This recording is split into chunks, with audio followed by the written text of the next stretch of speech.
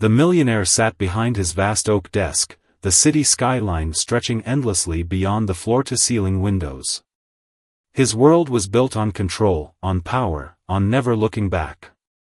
But today was different. A single envelope sat in front of him. No name. No return address. Just a plain, cream-colored letter, its corners slightly bent as if handled too many times before reaching his hands. He had received countless letters over the years, business deals, threats, lawsuits. Nothing ever rattled him. But as he held this one, a strange unease crawled up his spine. His fingers trembled slightly as he peeled open the flap. Inside was a single, neatly folded piece of paper. And then he read the words that sent an icy wave through his chest. You left us with nothing. But fate has its way. And now, it's time you pay for what you did. His breath hitched. No signature. No name. But he knew exactly who this was about. His past had finally caught up to him. Years ago, he made a choice, one he never dwelled on, never regretted. Until now. His mind instantly went back to the woman. The maid. The one he had, used. Betrayed. Abandoned. She was young, naive, and for a brief moment, his secret escape from the world of power and expectation. But when she had come to him, her hands trembling on her stomach, whispering that she was pregnant, his world had snapped back into reality. He had been cruel, as if cutting her out of his life would erase her existence altogether. He remembered the look in her eyes, the shock, the devastation, as he threw her out of his mansion, with nothing but the clothes on her back. And now, someone wanted him to pay for that decision. The room felt smaller, suffocating. He loosened his tie, but it didn't help. His heart pounded like a drum in his ears. Who sent this? Was it her? No. It couldn't be her. She was gone. But then, who? His mind raced through possibilities. The timing was too perfect. He had a crucial business deal closing tomorrow, a deal that would make him richer than ever. If something surfaced now, if someone came forward with a scandalous revelation, it could destroy him. A sudden knock on the door made him jump. He shoved the letter into a drawer, trying to compose himself. Come in. His assistant entered, holding a second envelope. Another one. His pulse spiked. This one was different. This one had an address. A time. A date. The note was simple. If you want the truth, meet me. Tomorrow. 8 p.m. You know where. You know where? His throat went dry. Yes. He knew. And for the first time in his life, the man who had built his empire without fear, without hesitation, felt something he hadn't felt in decades. Dread. The city was alive with its usual rhythm, blaring horns, neon lights flashing against the damp pavement, pedestrians rushing to places they deemed important. But for the millionaire, the world felt frozen in time. He sat in the back of his black luxury car, staring at the address on the note. His driver glanced at him through the rearview mirror, waiting for instructions. Sir? He hesitated, gripping the note in his hand. His instinct screamed turn back, but something deeper pulled him forward. Drive. As the car pulled away from the towering skyscrapers of wealth and power, the streets grew narrower, darker. The polished storefronts turned into worn-out buildings, flickering streetlights, and people whose faces told stories of hardship. It had been years since he had stepped into this part of town. Years since he had last seen her. And yet, here he was. The car came to a smooth stop in front of an old, crumbling orphanage. His breath hitched. Why here? The memories hit like a wrecking ball. He had known about the pregnancy. He had known she had nowhere to go. And he had made sure of it, cut off, abandoned, erased. The door to the orphanage creaked open. A figure stood in the doorway, watching him. A woman. Not her. Someone else. He stepped out of the car, his polished shoes crunching against gravel. The woman, elderly, frail, yet sharp-eyed, looked him up and down. She knew who he was. "You came." He nodded stiffly. "Who sent the letter?" She didn't answer. Instead, she stepped aside and motioned for him to enter. He hesitated. Something felt off. But curiosity was a dangerous thing. It pulled him forward even when every instinct told him to turn back. Inside, the air was thick with the scent of dust and forgotten memories. The hallways were dimly lit, walls lined with old pictures of children who had come and gone. Then, he saw him.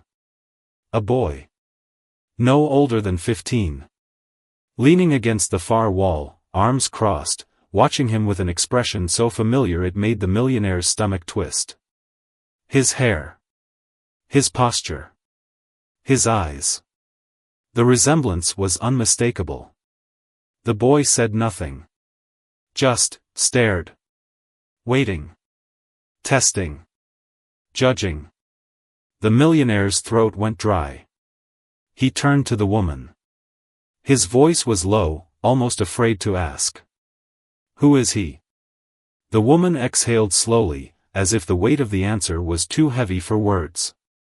Then, finally, she spoke. "Your son." The world tilted. A storm of emotions crashed through him: disbelief, shock, denial. No. This wasn't possible. This couldn't be happening. But deep inside, he knew the truth.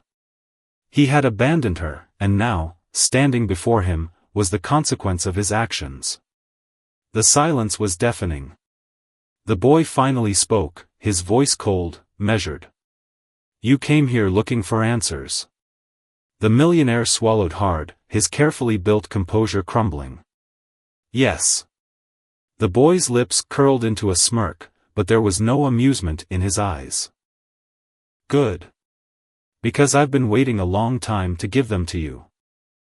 The millionaire's world had always been built on power and control. Every deal, every decision, he dictated the outcome. But standing in this dimly lit orphanage, facing the son he never acknowledged, he felt something alien. Powerless. The boy's eyes burned with an intensity that unsettled him. He didn't move, didn't blink, just stood there, unshaken, unreadable. Finally, the silence broke. "What do you want from me?" the millionaire asked, his voice steadier than he felt. The boy tilted his head, studying him like he was some specimen under a microscope. "You don't remember her, do you?" The words were sharp, accusing. "My mother." A knife through the chest. Of course, he remembered her. He could still picture the look on her face the day he took everything from her. He could still hear her voice, cracking with desperation. "Please, don't do this. I have nowhere else to go." And yet, he had done it anyway. Cold. Heartless. Final. The past had never felt more alive than it did now. The boy took a slow step forward. "She died alone, you know. No money. No help. Nothing." The millionaire's jaw tightened. He had suspected as much, but hearing it aloud hit differently. He opened his mouth to speak, but the boy raised a hand. "Don't. I don't need your apologies. I don't need your guilt." His voice was calm. Too calm. The boy reached into his pocket and pulled out a small envelope, eerily similar to the one the millionaire had received earlier. He tossed it onto the table between them. "You've spent your whole life running from your mistakes. Now, you're going to learn what it feels like to face them." The millionaire hesitated, then picked up the envelope. His fingers trembled slightly as he slid out the contents. Inside was a photo.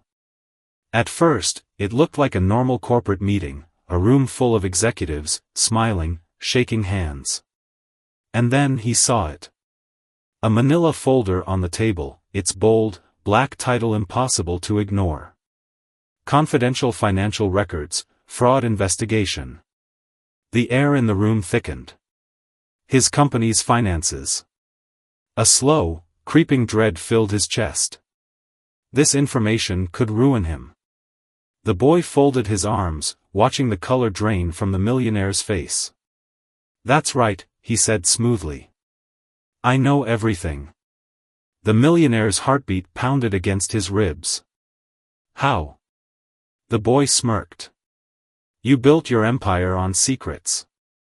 But secrets have a way of coming out." The older woman who had let him in, she had vanished. It was just the two of them now. A storm was brewing, and the millionaire was trapped right in the eye of it. "What do you want?" he asked again, this time through clenched teeth. The boy stepped closer, his voice quiet but sharp as a blade. "You took everything from my mother. Now, I take everything from you." A chill ran down the millionaire's spine. For the first time in his life, he was on the other side of power. And he didn't like how it felt.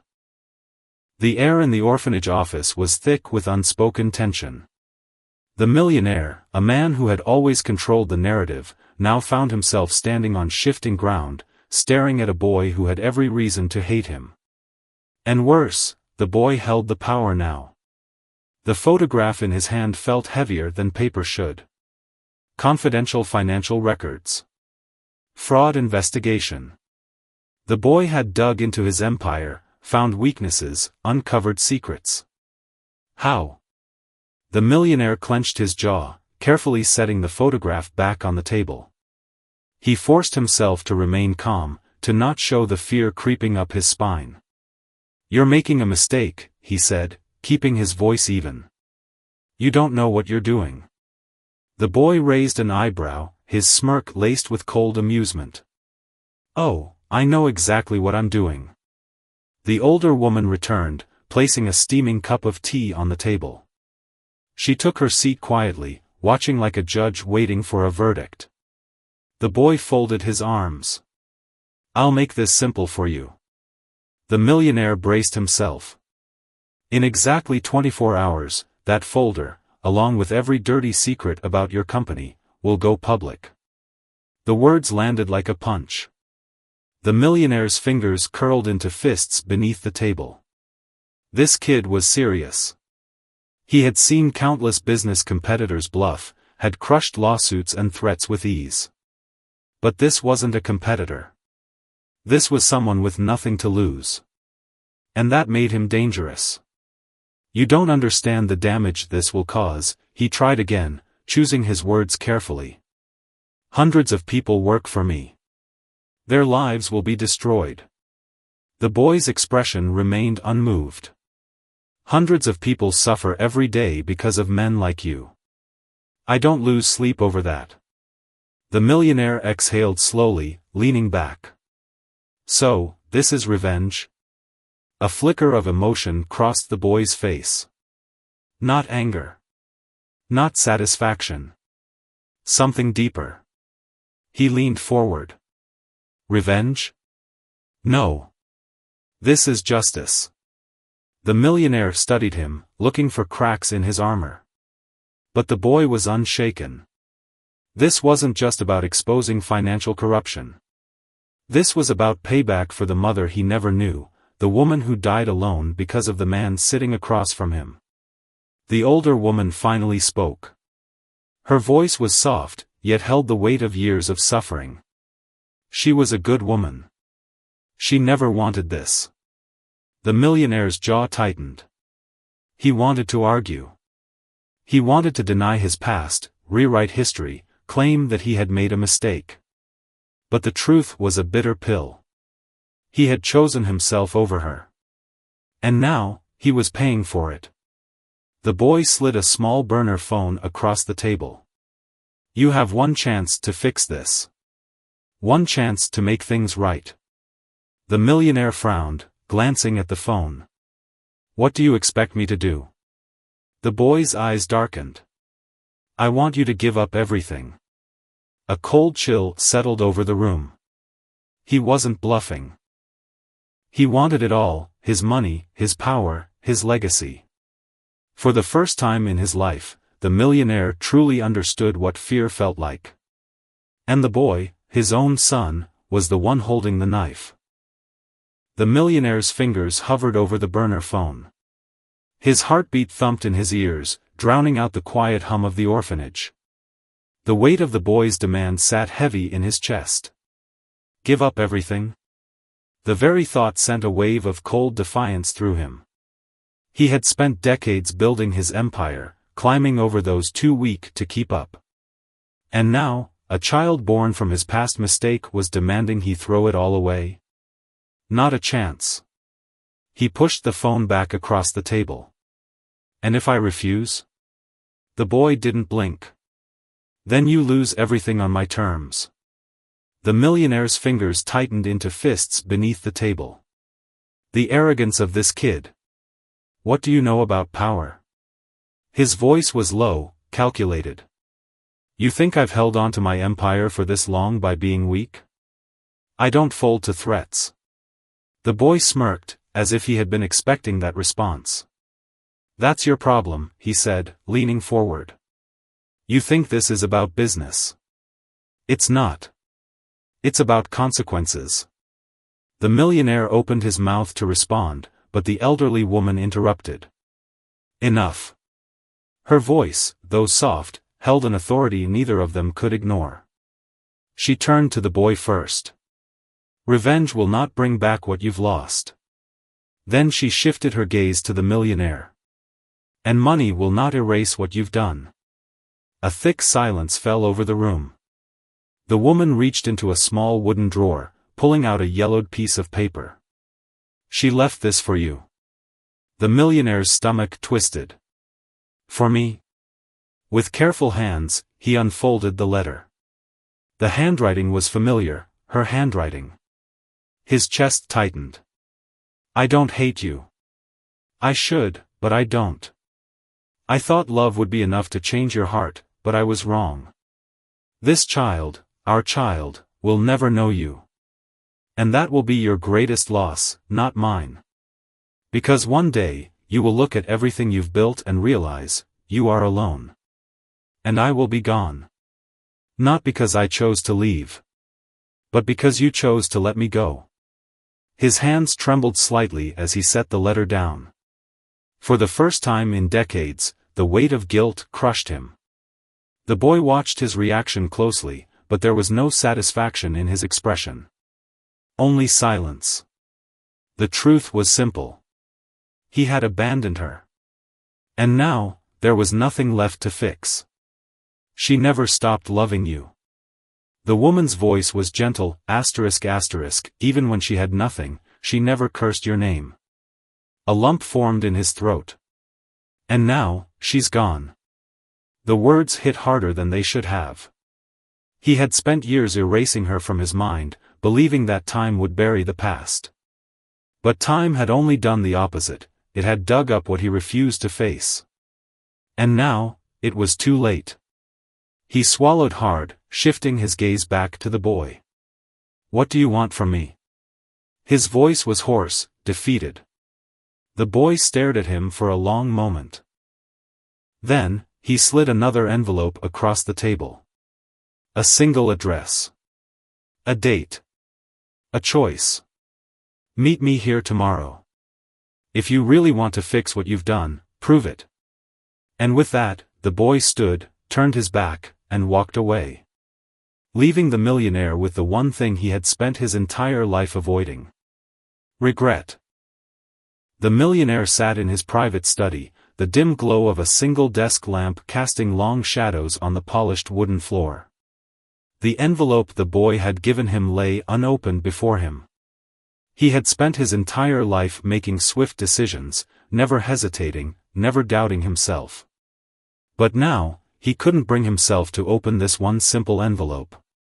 Because deep inside, he already knew, whatever was inside would change everything. His fingers trembled slightly as he finally tore it open. A single sheet of paper fell into his lap. It wasn't a demand. It wasn't blackmail. It was an invitation. A place. A time. Tomorrow night. No further instructions. No threats. Just a choice. His jaw tightened. The boy was testing him. For the first time in his life, the millionaire didn't know what the right move was. The next night, the meeting. The location was far from the city's polished skyscrapers, a forgotten neighborhood where time had worn down the buildings, just like it had worn down the people who lived here.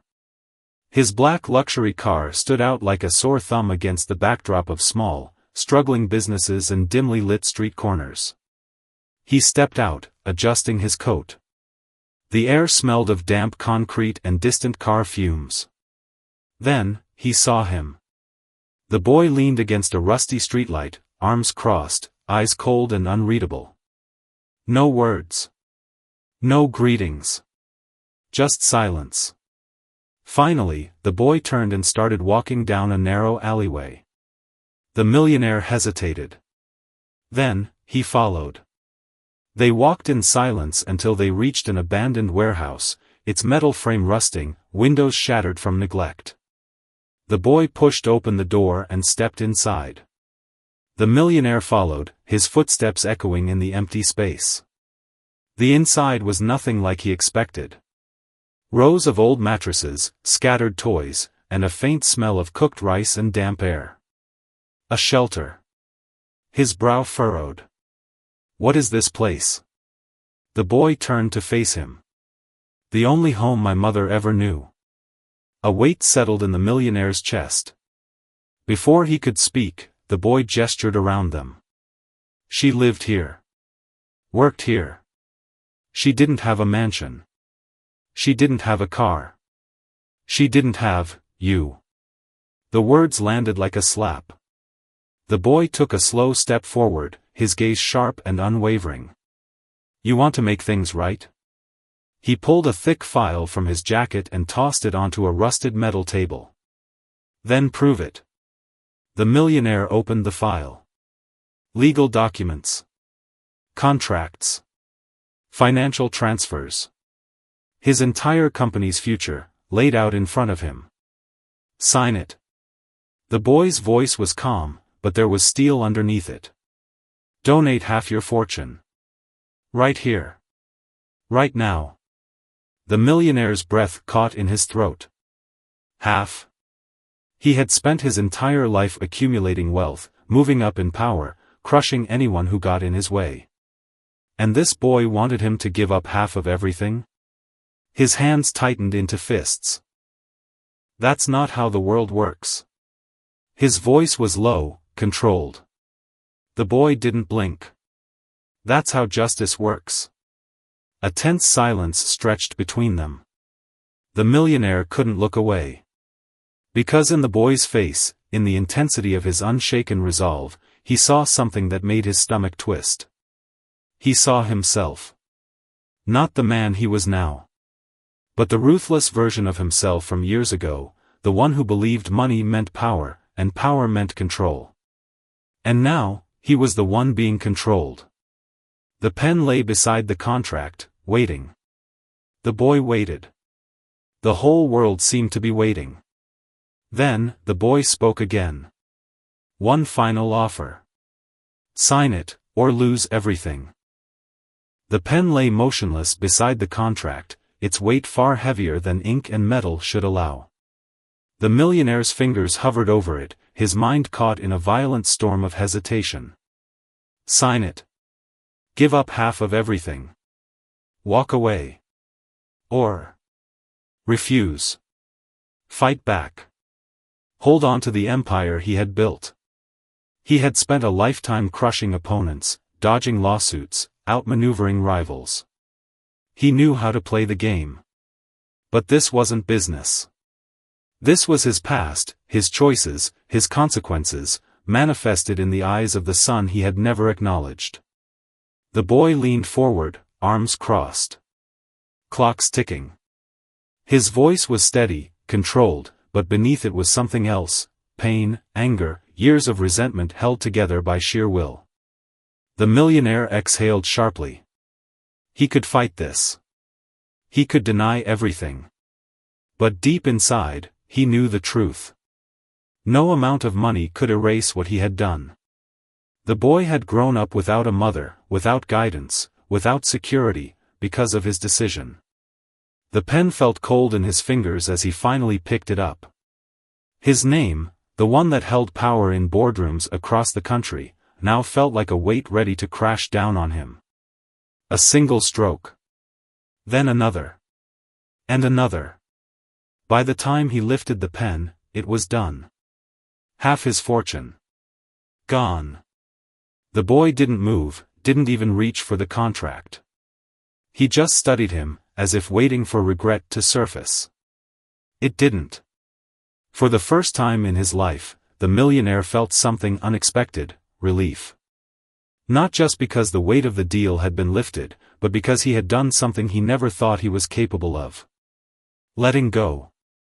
The boy finally took the contract, folding it neatly. It won't bring her back. His voice was softer now, but still firm. Nothing will. The millionaire nodded slowly. I know. A long silence stretched between them. Then, the boy turned toward the exit. You can go now. But the millionaire didn't move. For the first time, he saw the boy not as an enemy, not as a threat, but as the only thing left of the woman he had abandoned. He wasn't leaving. Not yet. Because for the first time in years, he wasn't thinking about money, power, or control. He was thinking about what he had lost, and whether it was too late to fix what was broken. The contract was signed. The deal was done. The millionaire had given up half of everything he had built, but it still wasn't enough. Because the boy was walking away. Just like his mother had. The millionaire swallowed hard, watching as his son tucked the folded contract into his jacket and turned toward the exit. The cold night air seeped through the broken windows of the abandoned warehouse, the silence between them more deafening than any boardroom argument he had ever faced. For the first time in his life, he had made a decision that wasn't driven by profit or power. And yet, it still felt like he was losing. He took a slow breath, forcing himself to step forward. Wait. The boy stopped, but didn't turn around.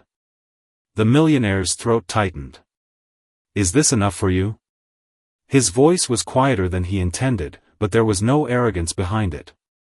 Does this fix anything? The boy exhaled, shaking his head. You still don't get it. His tone wasn't angry anymore. It was tired. The boy finally turned back to face him, hands in his pockets, his sharp gaze unreadable. You think signing a piece of paper changes things? His voice was steady, but there was something fragile beneath it. You think this is about money? The millionaire's jaw tightened. He had spent his entire life believing money could fix everything. But standing here, under the flickering streetlight, watching the boy's restrained emotions fight to stay buried, he realized. Some things can't be bought. The boy studied him, waiting. Then, he finally spoke again. I don't want your money.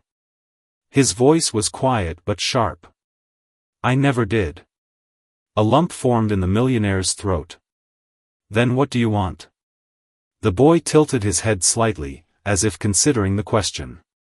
Then he said the words that shook the millionaire to his core. I wanted a father. Silence.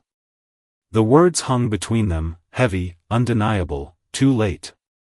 The boy blinked and looked away for a moment, shoving his hands deeper into his pockets, as if embarrassed to have let the words slip. I wanted a father, he repeated, softer this time. But I learned a long time ago, you can't want something that never existed. The millionaire's stomach twisted. He had never known what it felt like to be helpless. But now, standing here, watching his own son close himself off, he realized. This was his ultimate punishment. Not losing money. Not losing status. but losing the only thing that could have ever truly mattered. Time. First steps. First words. First heartbreak. First dreams. All gone. Irretrievable. He had been too selfish, too blind, too late. The boy turned away, walking toward the exit again, his footsteps echoing in the silence. The millionaire's pulse raced.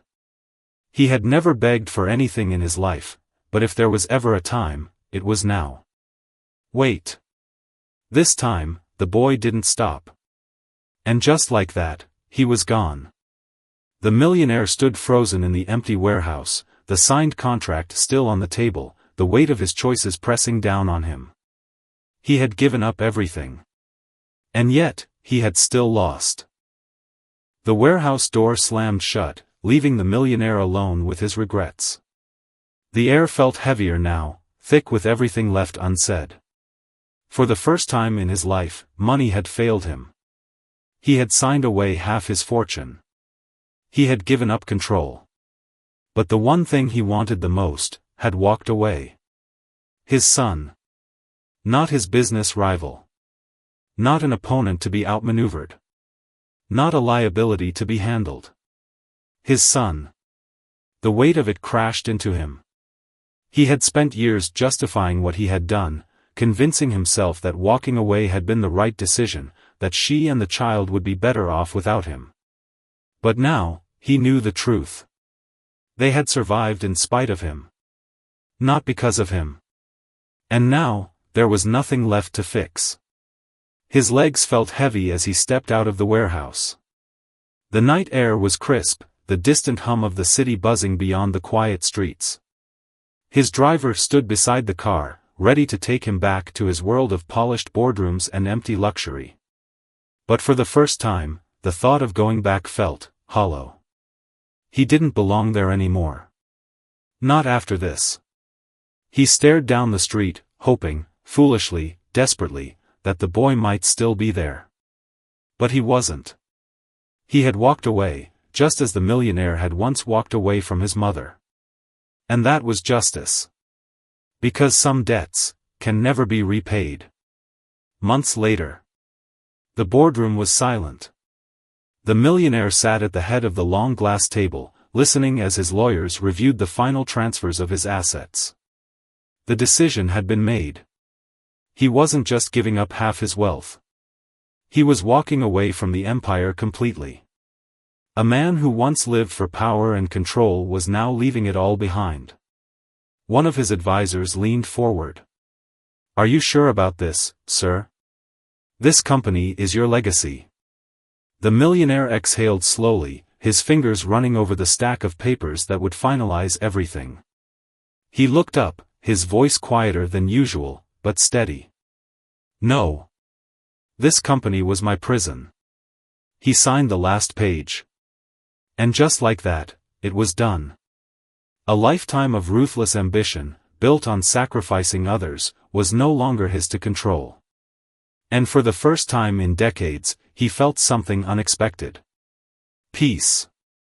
The final meeting. One evening, just before sunset, the millionaire stood outside a small community shelter on the outskirts of the city. It wasn't his world, the world of billionaires and corporate dominance. But it had been his son's world. His mother's world.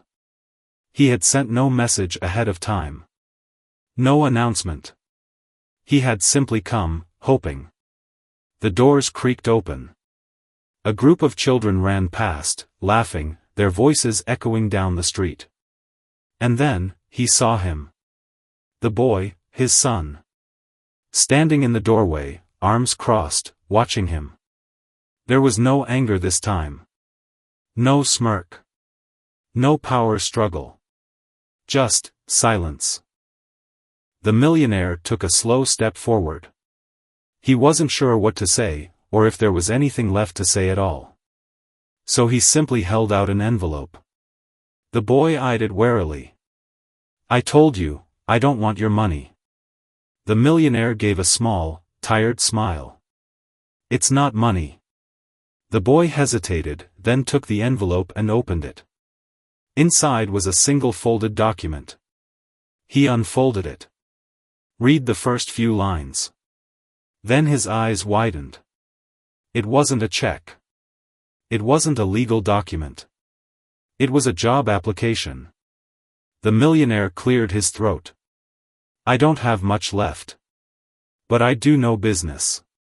And I'd like to help. The boy looked up, confused. Help? A slow nod. If you'll let me. The boy said nothing for a long moment. Then, finally, he nodded. The life lesson. The millionaire had spent his entire life believing power was the only thing that mattered. But standing there, in the fading light of a city that had once belonged to him, he realized the truth. Power fades. Money comes and goes. But the only legacy that truly matters is the people you leave behind. And for the first time, he was ready to build something real. Not for himself. But for the son he had almost lost forever.